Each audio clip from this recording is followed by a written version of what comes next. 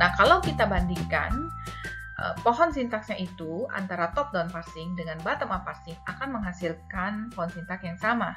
Nah, dua-duanya menerima input string x, x, x, x, y, z, z karena memang input string ini sesuai dengan aturan konteks grammar yang ada.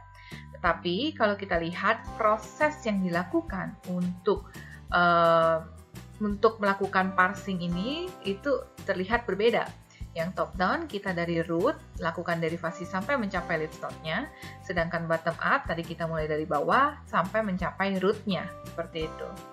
Kalau bottom up tidak berhasil mencapai root-nya, artinya input-nya itu tidak diterima atau input-nya tidak sesuai dengan aturan produksi yang ada.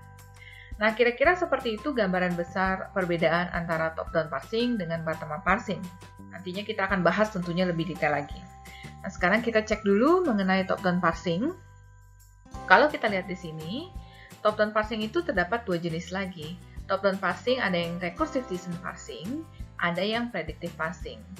Contoh kita lihat di sini, untuk yang recursive descent parsing, kan kita punya konteks pre-grammar seperti ini. Ada S, A, B, C contohnya. Kemudian B bisa derivasi menjadi BC atau B. Contoh kita punya input adalah A, B, C, seperti itu.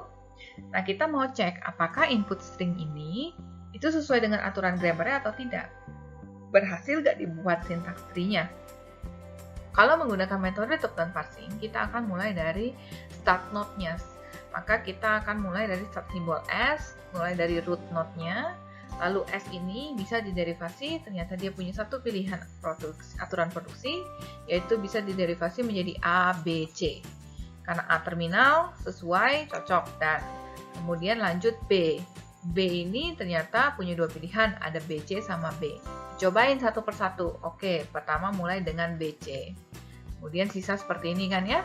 Berarti kita tahu bahwa dari tree yang ini itu menghasilkannya adalah A, B, C, C. Sedangkan input kita adalah A, B, C. Maka gagal. Artinya tidak diterima nih. Nah, tapi dicek dulu. Karena B-nya ini tuh ada dua aturan. Ada aturan B bisa derivasi ke BC, B bisa derivasi cuma ke B doang.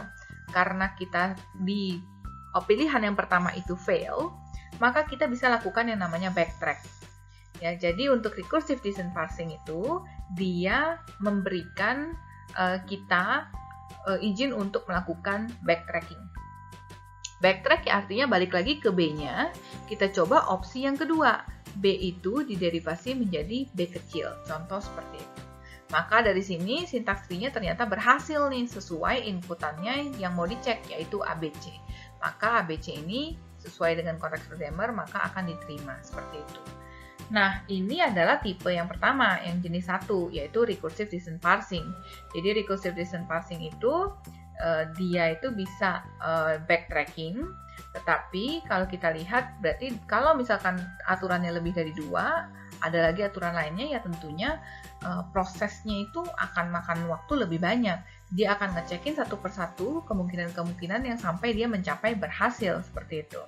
Sehingga ini dikatakan kurang efisien. Maka ada yang namanya yang kedua ini, namanya predictive parsing. Nah, kalau predictive parsing itu, kita tidak perlu melakukan backtracking. Ini juga lebih efisien karena memang tidak ada backtrackingnya itu. Ya. Nah, kemudian, tapi ada yang harus kita lakukan. Kalau kita mau melakukan dengan metode predictive parsing, kita harus pastikan bahwa grammarnya itu, grammar di sini adalah konteks free grammarnya itu, sudah dalam bentuk LL1 grammar. Ya, jadi ada aturan spesialnya. Nah, LL1 grammar itu apa? Ya berarti bentuk spesialnya seperti tidak memiliki left recursive, left factoring, seperti itu, yang nantinya akan kita bahas pada sesi berikutnya. Kemudian recursive predictive parsing ini juga merupakan bentuk spesial sebenarnya dari recursive descent parsing-nya, tapi tanpa adanya backtracking. Sedangkan non-recursive predictive parser itu biasa juga kita kenal sebagai LL1 parser. Untuk lebih detailnya, teman-teman bisa baca dari buku Compiler, Principle, Techniques, and Tools, ini di chapter keempat. Demikian akhir pembelajaran dari sesi ini. Terima kasih atas perhatiannya dan sampai jumpa lagi.